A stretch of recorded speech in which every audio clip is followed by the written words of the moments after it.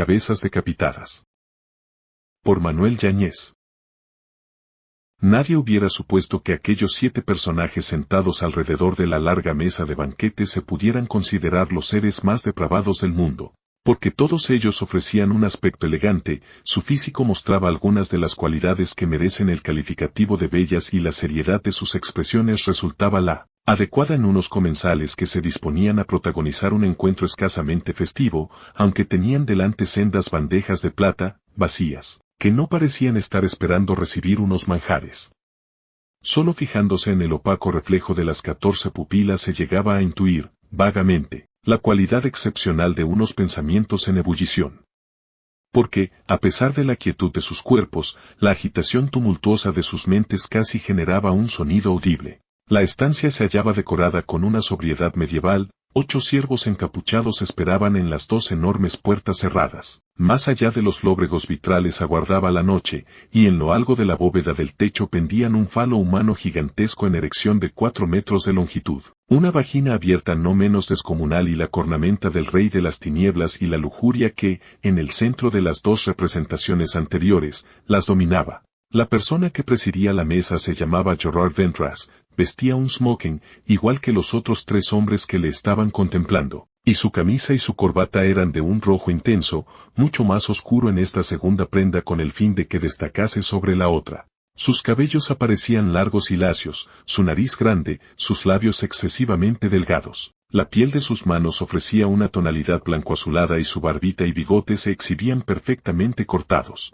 Ocupaba una silla impresionante de madera gruesa y negra, cuyo halo respaldo sobrepasaba su cabeza para dejar al descubierto la talla del pentagrama del símbolo de Baphomet, el diablo adorado por los templarios. Una cruel sonrisa alteró la horizontalidad de la línea de su boca, sus ojos parecieron saborear la expectación de los 6 individuos que le estaban mirando y, al fin, comenzó a hablar. Voy a olvidar toda la terminología ritualizada con la que siempre nos hemos comunicado los miembros de la Orden de los Diablos Lujuriosos de Oriente, porque os he sentado alrededor de esta mesa para juzgar vuestro comportamiento durante los últimos meses, no ha podido ser menos respetuoso con la norma escarlata.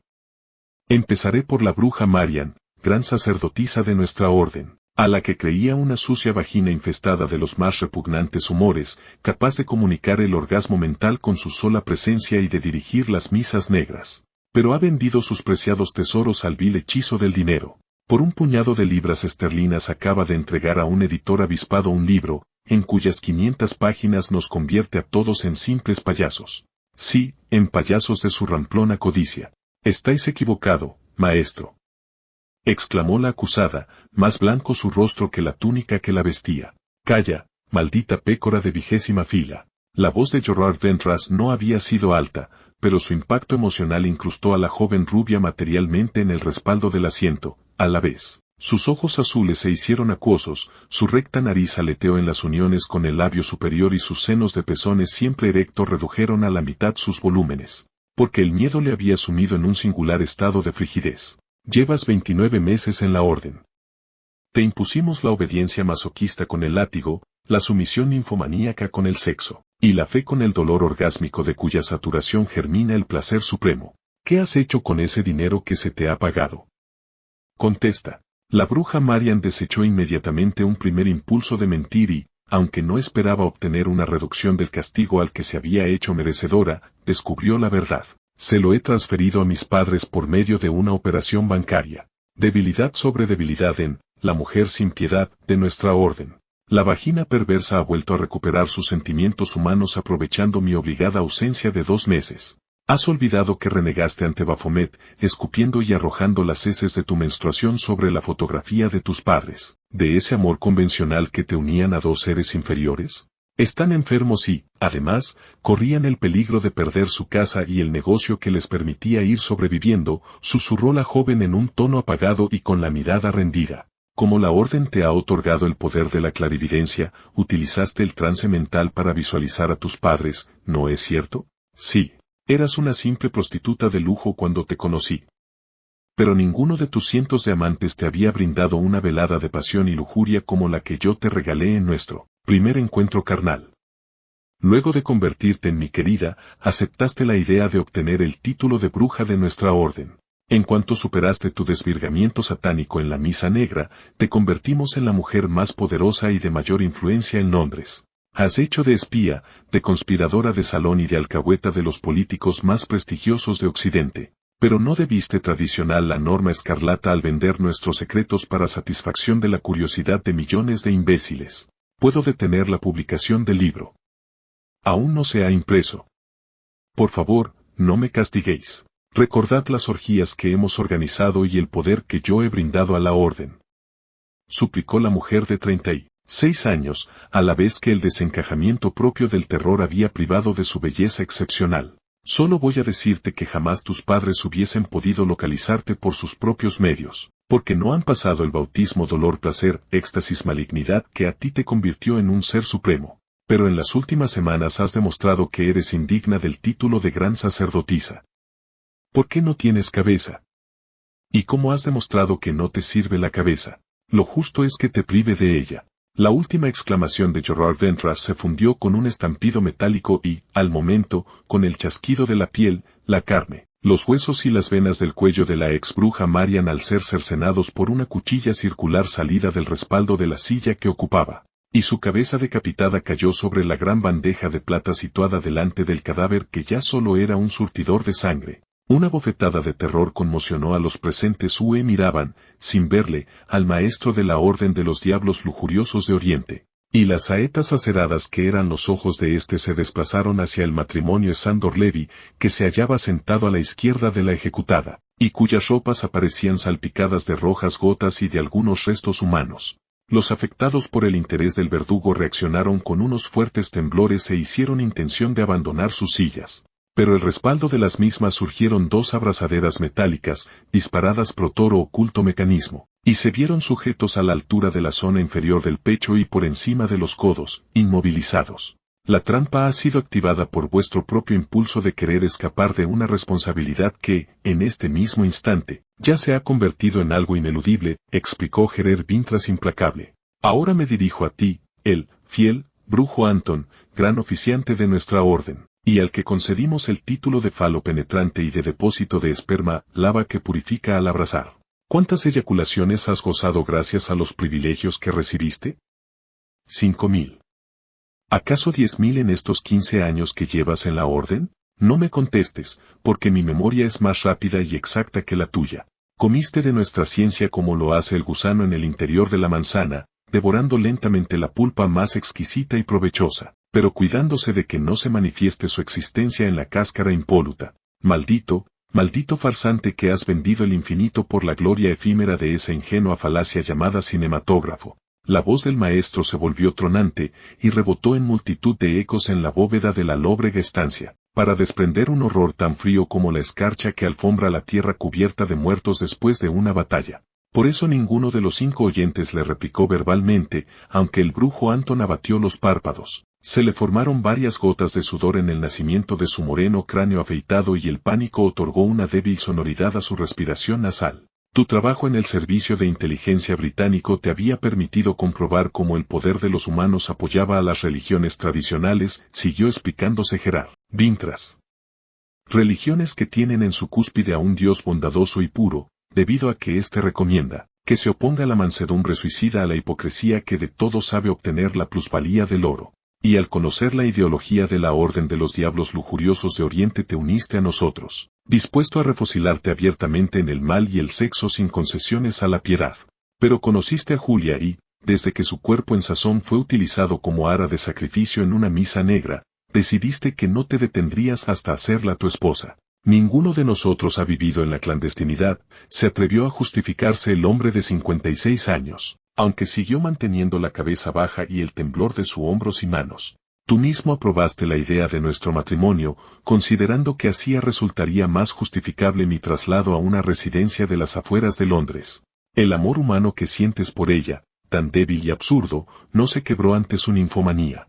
Y lo mismo te has dejado convencer, hace pocas semanas, por unos cientos de miles de dólares. Ya contáis los dos con la productora cinematográfica para la que has escrito el guión del film, mientras que tu codiciosa mujercita pretende ser la primera actriz. Estúpido sueño de infelices. ¿Por qué nos reprochas la codicia como si no fuera una muestra más de perversión, Gerard? protestó Julia luchando por defender sus últimas posibilidades. Yo he servido a la orden centenares de jóvenes de ambos sexos, ya hasta he aportado niños vivos para los sacrificios del Sabbat del estío. Con el dinero que nos han pagado pretendemos introducir unas mejoras en nuestra mansión. Porque pensamos seguir relacionándonos con la alta sociedad de Europa. Mientes. Ya habéis comprado los pasajes del transatlántico en el que pretendéis fugaros con nombres supuestos. Solo esperáis que os paguen desde Hollywood. Respecto a las aportaciones humanas que has brindado a la orden, he de reconocer que todas han sido muy elogiables, vírgenes y mancebos de cerebro dúctil, a los que ha resultado fácil convertir en sacerdotisas y acólitos de Baphomet. También corriste ciertos riesgos al secuestrar a los pequeños. Pero 8 orgasmos diarios, la droga que ha necesitado tu sucio cuerpo y el lujo suficiente para que satisfacieses todas tus otras perversiones. Sin embargo, querías más y más. ¿No habéis pensado en llevar la orden de los diablos lujuriosos de Oriente a California? ¿Qué ves de malo en esa empresa? Preguntó el brujo Anton, intentando recuperar sus mecanismos de autodefensa. La traición a la norma escarlata. Y la realidad de que vuestras pretensiones constituyen un sueño irrealizable. ¿Hubierais sido descubiertos por las autoridades policíacas norteamericanas ya que carecéis de los suficientes poderes para sembrar la semilla del diablo? Realmente, admitidlo conmigo, no habéis tenido cabeza. Y si la cabeza no os sirve, por favor, maestro, no nos matéis. Haremos lo que queráis. Renunciaremos a ese dinero. Y seremos tus esclavos más fieles. La súplica del matrimonio Sándor Levy fue un grito desesperado, como el aullido de unas bestias arrepentidas. Sus cuellos se alargaron, bien, expuestos a la cuchilla cuya aparición tanto temían, y sus gargantas realizaron la proeza de superar el terror al ser capaces de emitir las frases sin ninguna interrupción. ¿Quién ha decidido vuestra ejecución, hermanos dolientes? Solo he pretendido daros una lección. Porque la orden aún espera mucho de los dos. Juntos habéis sabido organizar las más rentables casas de juego, donde hipotecan sus conciencias los banqueros, los políticos, los hombres de negocios, los periodistas y todos esos otros personajes importantes que mantienen a pleno rendimiento las calderas de la corrupción y del tráfico y conciencias. Y también habéis montado unos burdeles, en los que además de comerciar con el sexo, se introduce la droga en una sociedad cada vez más corrompida. Esto nos ha permitido celebrar las misas negras y todos los rituales satánicos casi a la luz pública. Claro que esa película va a desencadenar una ola de protestas muy poco ventajosa para nuestros planes futuros. Ahora que estamos en las puertas de la década de los 30 del siglo XX, la película no ha comenzado a rodarse. Exclamó el brujo Anton, queriendo aferrarse a su última posibilidad de salvación. Nada más que debemos telegrafiar a Hollywood anulando el contrato que firmamos en Londres. Intervino Julia, con la expresión convulsa y los dedos agarrotados. De acuerdo, os creo. Aceptó Gerard Ventras. Pero antes de seguir con los otros invitados, quiero escuchar vuestro juramento. ¿Juráis obedecer todos mis mandatos, aunque estos llegasen a exigiros la muerte del otro? Los dos se miraron indecisos. Sus secas pupilas, enrojecidas por la latente amenaza, tan solo reflejaron el pavor inmenso que las dominaba. Por esta única razón se atrevieron a susurrar. Lo juramos. La respuesta fue metálica, porque la mentira, que los amantes habían creído necesaria, disparó el mecanismo que puso en acción las dos cuchillas circulares, ocultas en los respaldos de los asientos cuya acción fulminante permitió que se produjera una doble decapitación. El chasquido terrorífico de la piel, la carne y los huesos al ser cortados tuvo el acompañamiento biológico de las venas reventadas, chorros de vidas expulsados hacia la nada por la decisión de una voluntad homicida que desconocía la piedad. Y con las dos nuevas cabezas caídas sobre las bandejas de plata correspondientes, los otros 3 invitados intentaron huir de allí, aún sabiendo lo que les esperaba. No se equivocaron en sus temores. Volvieron a aparecer otras abrazaderas, que los inmovilizaron de la misma manera que al matrimonio Sándor Levy. También habían sido salpicados por el líquido vital de la pareja que acababa de ser ejecutada por el maestro. Es tu turno, oficiante Sandros. ¿Por qué tiemblas como si estuvieras sufriendo los primeros síntomas de un ataque de epilepsia? ¿Debo considerarlo una prueba de que te consideras culpable de haberme traicionado? Cálmate, te lo ruego. Quizás estés precipitando la idea de que voy a matarte de la misma manera que a los otros 3. Solo te supondría un pequeño esfuerzo dominarte. ¿Quieres que te recuerde a qué te dedicabas antes de que decidiésemos incluirte en la orden de los diablos lujuriosos de Oriente? El aludido apretó los labios, mordiéndose el inferior, incrustó materialmente los 10 dedos de sus manos en los posabrazos de la silla, y pegó las piernas a la dureza de la madera en la que se sentaba. Su rostro aparecía cubierto de un amarillo enfermizo y sus ojos propendían a saltar fuera de las órbitas. Mientras consigues tranquilizar tu sistema nervioso y tus miedos absurdamente anticipados, te refrescaré la memoria. La voz de Gerard Ventras era de una dulzura exagerada, mefistofélica, y en su boca se hallaba grabada la sonrisa del tirano que ha tenido a bien ser misericordioso. Te conocí cuando eras un simple contable en Wall Street, por lo que vivías en un mísero apartamento del Bronx, en el Nueva York de 1919. Ya habías comenzado a deambular por las noches, asesinando prostitutas en un ingenuo remedo del supuestamente inglés Jack el Destripador. Nos encontramos cuando acababas de descargar el cuchillo de carnicero, que primitiva herramienta de ejecución, amigo mío, sobre el ajado cuello de tu cuarta víctima. En aquel momento te di un susto de muerte, por lo que quisiste degollarme como a un cerdo. Pero mis reflejos eran más rápidos que los tuyos, y logré reducirte contra la pared y en medio de un sinfín de cubos de basura. Mísera escenografía cuando te hallabas en condiciones de exhibir tu maldad en los salones más grandiosos del mundo. No me supuso un gran derroche de razonamientos, una vez te llevé a mi piso, convencerte de que la adulación, la oportuna información perjudicial a uno o varios terceros, y la corrupción te podían situar en lo más alto de tu profesión. Y al obedecerme llegaste a la cumbre de las finanzas mundiales. Al mismo tiempo te habías convertido en uno de los oficiantes, tal vez el mejor, de nuestras misas negras. Porque tus dagas, la de acero, para el sacrificio sangriento, y la de carne, tan adecuada en los ritos sexuales, no podían ser más certeras y eficaces. Reconozco que donde te superabas era en los despachos de los grandes agentes de bolsa.